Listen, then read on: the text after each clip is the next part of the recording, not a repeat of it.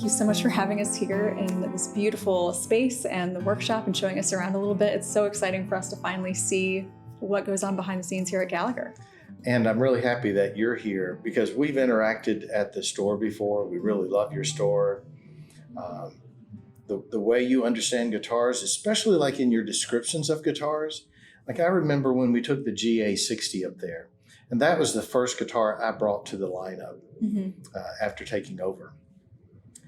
And I didn't really talk to you much about my thoughts of the design, what I wanted visually and tonally, but you guys captured it. Oh, I mean, it's just a perfect description, an understanding of what we were trying to achieve with that guitar. So I really appreciate the professionalism in that regard, really knowing your stuff. Oh, thank you so much. Yeah, I mean, that's like probably, it's hard to say what my favorite part of this job is, but getting to spend so much time with all these guitars and just getting to sit and like do all the research and read everybody's websites and then be like, all right, what does this wood sound like? You know, trying to figure that out. It's kind of, sometimes it can be tough, but I feel like it's just a lot of fun. So plus we always enjoy hearing our guitars played by people who are really good players and you are. Oh, thank you. Well, so where to even start? I mean, there's so much that we can talk about today. So I guess for our listeners who maybe haven't heard as much about Gallagher before, can you go into the backstory of just, basically the entire history of the store? Well, I could go pull the book down because there's the book that we have that's been written about the history of Gallagher. It was written for the 50-year anniversary that occurred, what year was that? 2015. Okay. Gallagher started in 1965. And there's a backstory to it because J.W. Gallagher was doing his thing down in Wartrace, building high-end furniture, Queen Anne style furniture. He started his shop in 1939 and went into the military. There's some interesting stories about his experience in the military because here's this guy coming from really rural America. And they start testing as they did back then so they can determine best placement for everyone. And he did so well on one of the tests, they thought he had cheated. And so they brought him back in to take it again, and they put someone in the room with him to observe him. And that time, he did even better. I think he got a perfect score. Wow. And they were like, how did you do that? And he said, well, I had a little time to think about the ones I missed.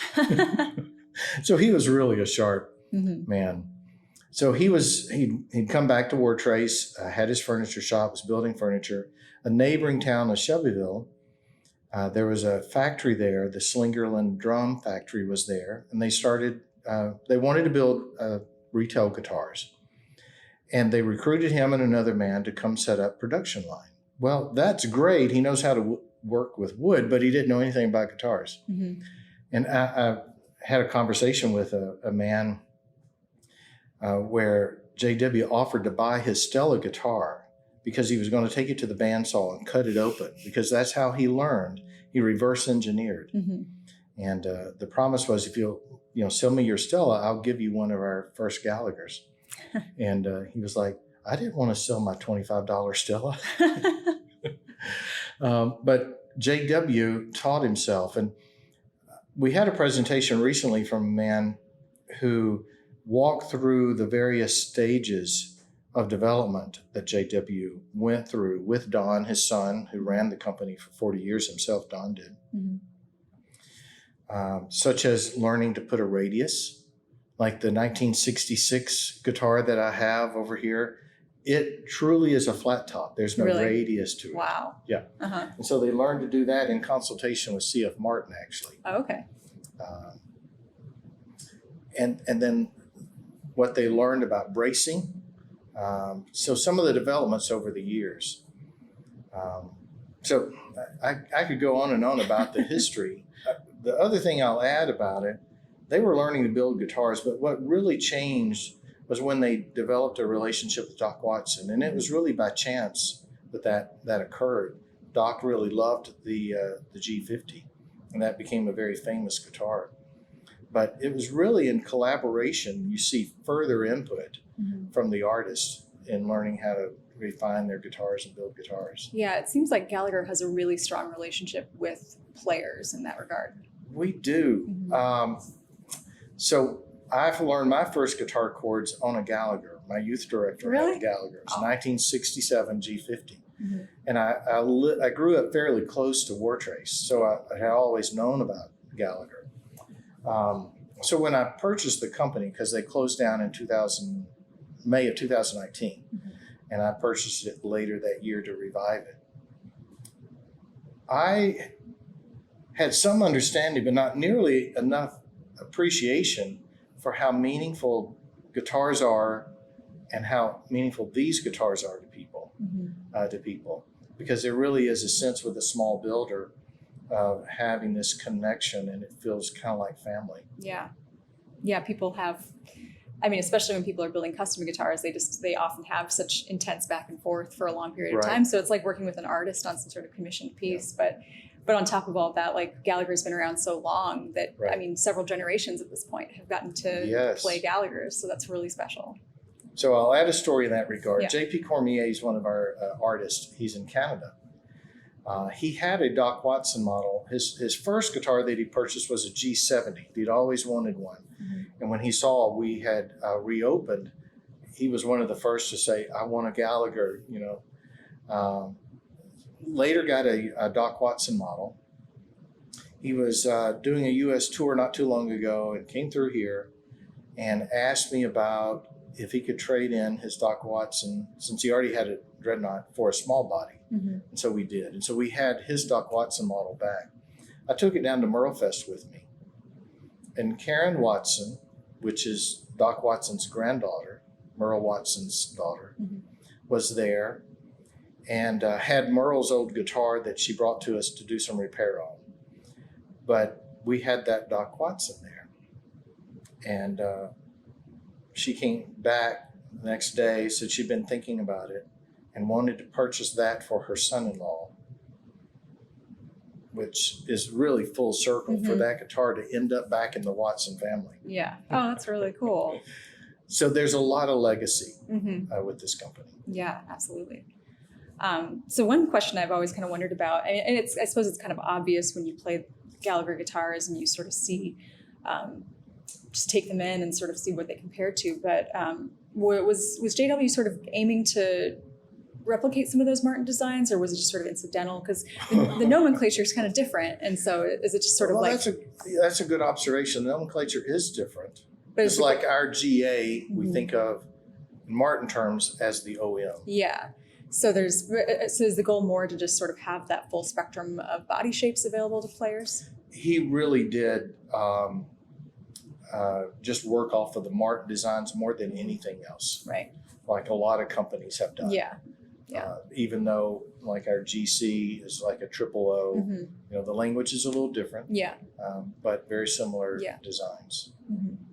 So it seems like in the last few years, few years at this point, you've done some new things like adding the classical guitars and adding the Galacasters, which we'll talk about more in a bit.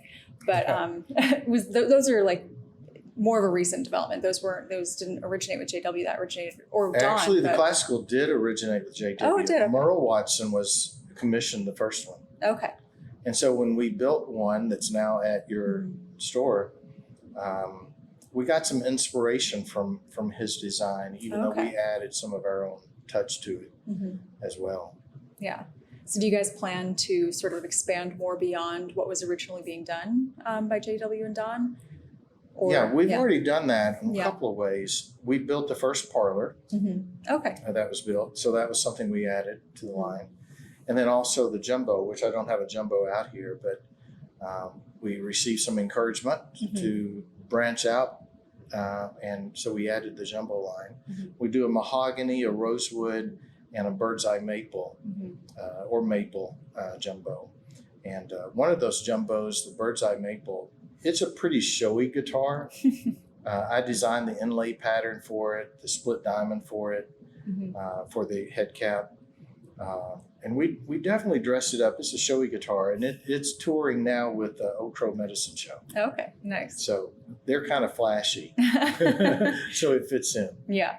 So just in terms of like staying within or staying true to that original vision while still kind of doing some new things here and there. Yeah, I don't feel hemmed in by it at all. I think it's important to preserve this legacy that we have.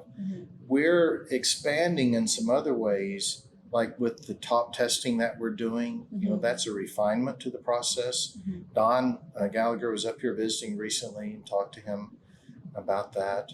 They would have used the same technology if they'd had it. The other thing that we're doing, like with what we call the Tennessee guitars, it's all Tennessee wood. Yeah. And that's a new guitar to the lineup, even though, you know, we're using the traditional dreadnought body size, the GA body size, the GC. We're going to do a slope shoulder in it as well. But what's different about it is it's all Tennessee wood. Yeah. Yeah, let's talk a little bit more about those, because those are really exciting and sort of in the vein of many of these luthiers we work with doing guitars that are using local woods. We're seeing that more and more, and so it's exciting to have a Tennessee version of that. And so for those guitars, are you using the same tone woods for all the different models, or do you vary? We're using the same tone wood. Now, you know, walnut, Tennessee walnut, we found some recently that we're going to use. Is going to make some beautiful guitars. So we could use, that's a native wood as well. But this particular design of what we call the Tennessee guitar, it uses Appalachian spruce, which is Adirondack spruce that grows in the upper elevations of East Tennessee.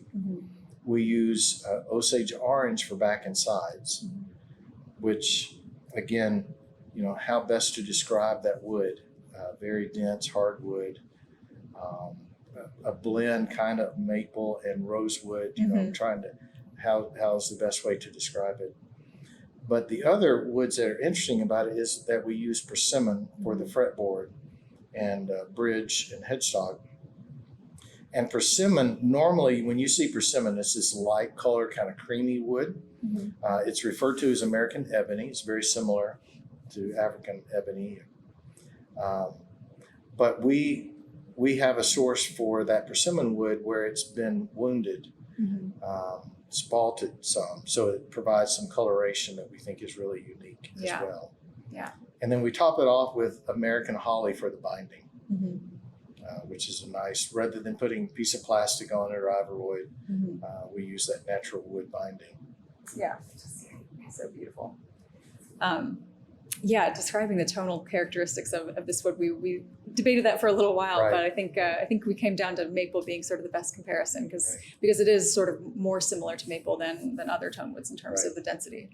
And then also we noticed the difference between the dreadnought sound and the incredibly small different body sound. So each one's going to have something unique about it too. Which is really exciting. Going back to the nylon string a little bit, since we do still have one of those in the store, just want to get some more information on that. So is that the first one that you've built more recently, the one that we have right now? So a gentleman brought some cherry wood to us that came from a relative's farm that he had cut up and dried, and then he wanted a guitar built from it. And that was our first nylon string guitar we built for him. From that experience, we then wanted to create something more unique with our own influence on it. And that's how that we built that classical that you have. Are you going to do more of those? We will. You know, when you do something new like that, we think of that as a bit of a hybrid, of course, you know? Because we use our grand concert body and our neck. We didn't do a full 2-inch width at the nut. Hopefully a little more playable, but someone who's strictly classical, they'd be more interested in the traditional neck. So we're still playing with that one some. It's a beautiful guitar, but it does kind of sit in that crossover vein where it's not like super, you know, modern necessarily, but it's you're right, it's not really a true classical. So for folks who like things a little bit more traditional but aren't strictly classical players, it's great. So we'll see what kind of response we get from that. I think I'll definitely do some featuring on that in the connoisseur because it's a beautiful guitar, but but we're not, you know, people don't really come to us for nylon strings as much, so we've got to shine a little bit more spotlight on it. Well, speaking of sort of the more, not the bread and butter of Gallagher, let's talk a bit more about the Galacasters and what you guys are doing with those. That is a new addition. Stephen Gallagher, that's the grandson of JW. He took over the company in 2015 and ran company for a little while. And he's the one that did the first Galacaster. They had built 7 of them. I took actually the number 1 of those is owned by Joey Fletcher, who lives here in Murfreesboro. Mm-hmm. And I took that to last year's Merle Fest, and we got a lot of interest in it. And so, we did a lot of planning and thinking about it, and came up with 2 models that we were going to start building, because this is Nashville. You need more T-style bodies in Nashville, right? Absolutely. So we're doing a standard, mm-hmm. and then we're doing a deluxe. And the deluxe, we not only bind the body, we also bind the neck just mm-hmm. to give it a little more refined look to it. And then we use our bellflower inlay on the deluxe, and then the maple, flame maple top on it. Mm-hmm. Oh, yeah, they look beautiful, and we're definitely excited to see more of those. Maybe we'll get some in the shop. Who knows? Who knows? Yeah. That sounds really cool. Speaking of the shop, I know we've talked a little bit about getting some more Gallaghers in the store. Do you guys have anything that would be ready for us to take anytime soon? Well, we have the GC-70 there that could be available for sure. Awesome. This one, we did something a little different on that one. Mm-hmm. It's a gloss finish, except for the head cap. Now, we typically, on all of our guitars, unless someone wants it different, we always use a satin mm-hmm. on the neck. We just believe it helps with playability. Yeah. We had someone recently who said, my hands are really dry. I want a gloss neck. So, okay, we can do that. Yeah. So on that particular one, even though it's gloss finish, we put a satin head cap on it, and I love it myself. Yeah, it's beautiful. It's not too flashy. Mm-hmm. There's a subtleness to the satin finish. Mm-hmm. It's kind of a matte finish. Yeah. But that's our 12th fret guitar, small body mm-hmm. That we built. Yeah. Yeah. In general, I feel like Gallagher has such there is that very obvious refinement that comes with being a smaller shop built guitar, but there's like an organicness to your guys' aesthetic, which I think is really, really pleasing. Yes. Thank you for noticing that. Yeah. Like the GA I mentioned, mm-hmm. that's what we wanted with that in particular. Yeah. It's really, really beautiful. Everything tonally and aesthetically. So for folks who don't want a lot of flash, but still want something that's very pretty, It's nice. Right. So going back to the workshop a little bit more, one thing that we were talking about earlier was the way Gallagher is a small shop, but it has more than one person. It's you guys have a team, and so you're able to replicate things with some consistency, and there is some efficiency involved in your process, but there is still that attention to detail that you don't get from a factory-made guitar. Absolutely. I still marvel at it myself. Mm-hmm. I walk in and to see the way the eyes are focused on some small detail, trying to make sure it's just right. Yeah. Could not, those guys are all super focused. Noticed that when you went through. We were distracting them, but they were, nope, not at all. That's true. As I think when we walk through, we spoke to different ones, but mm-hmm. Head down, really paying attention to what they were doing. Yeah. And so you're showing us some of the machines that JW himself had designed, and some of which are still in use, which is really cool. I know. And so some of those are, again, it's sort of like standardizing the process, but without necessarily losing any individual attention. Right. Because we make some use of CNC mm-hmm. work, like our inlay work. You can just be so precise mm-hmm. with inlay work when you're doing it on a CNC machine.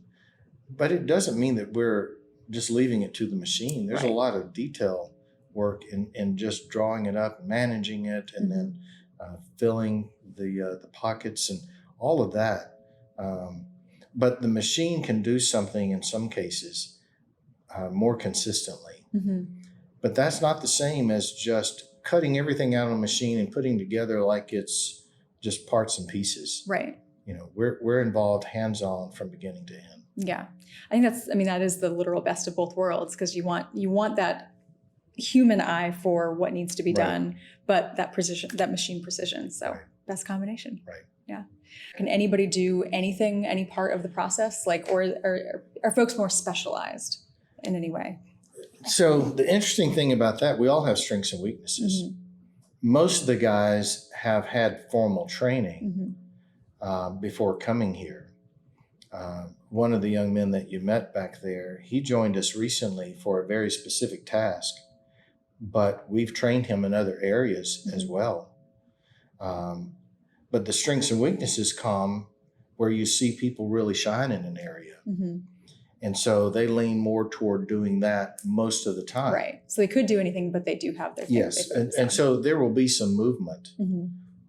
But without mentioning names of who's who, you know, they have strengths in certain areas. And it's just best to use those strengths. Definitely. That makes sense. Yeah. So just tying things back to Gallagher's relationship with artists, you guys have this beautiful venue space where you host concerts and events. Has that been something was that before you, or did you kind of bring that into the mix? Well, we had become established here in the shop, and you went through, and this building on the front, you have no idea how deep it is and how much space there is.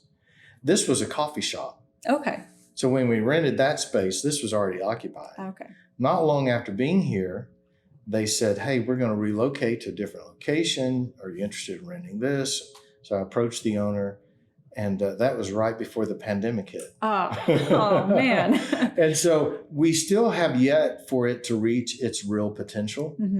We've had some wonderful shows. The other last Saturday, Fats Kaplan Gang was in here playing concert. He played the Tennessee guitar for one of the songs that they were doing. Sounded fabulous up there. It does provide some opportunity to showcase some guitars. Yeah.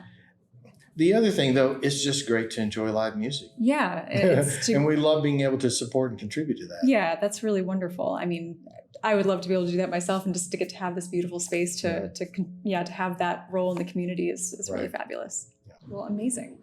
Thank you so much for chatting with me today. I'm sure everybody's going to be really excited to hear more about Gallagher and get more of the full story. So this has been such a great opportunity for us, and I hope that it'll come out good for you guys too, and you'll enjoy hearing the finished product. Yeah, thank you. And I appreciate you taking the time to come down and see the shop. It makes a difference when you see the team and what we're doing down here. So thank you for that too. Absolutely.